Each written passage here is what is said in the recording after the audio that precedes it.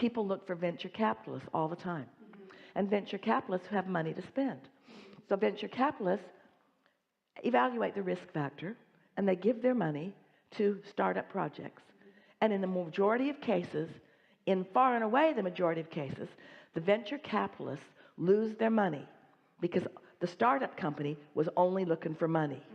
They didn't have the momentum of what they really wanted to go that took them further. You see, Right. Get that momentum going and the money will follow. But don't ask for the money first. And so what you want to do, you want to take money out of the equation. You want to just make sure that you are in balance.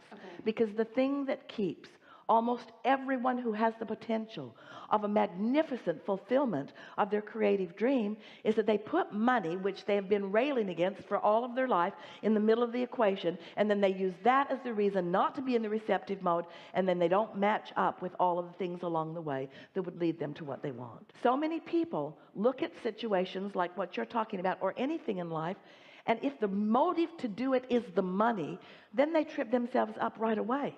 If the desire to do it is coming from your desire to connect and then assist others in connecting, that's a whole other thing, you see. Keep the money out of the equation and watch what happens.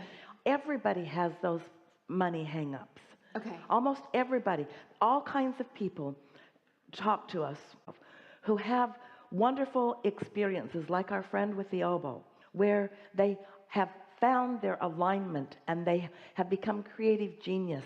They're flowing and flowing and flowing and flowing, and then they reach the place where they want to sell it or market it, and that's when they get bogged down almost every time, because it didn't take money to dream it, and it didn't take money to feel it, and it didn't take money to practice, and it didn't take money to create it, and it didn't take money to become brilliant. You see what we're getting at?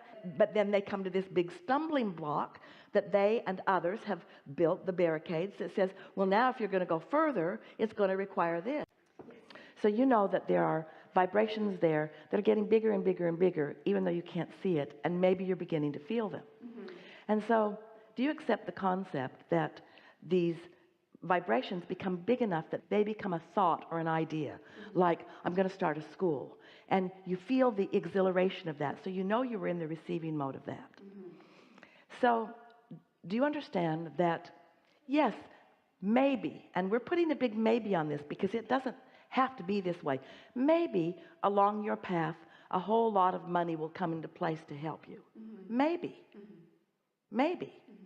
But if you can take money out of the equation and start cashing in your vibrational currency, because it doesn't take money for you to get the idea, and it doesn't take money for you to practice the idea, and it doesn't take money for you to be happy, and it doesn't take money for you to be in the receptive mode, and one thing leads to another and leads to another and leads to another, and maybe somewhere down the way there will be money that will come into the equation that will cause it to spike in a stronger way. But if you're hung up on getting to the money before you've moved down there, then you prevent yourself from moving down the vibrational path. Does that make sense to you?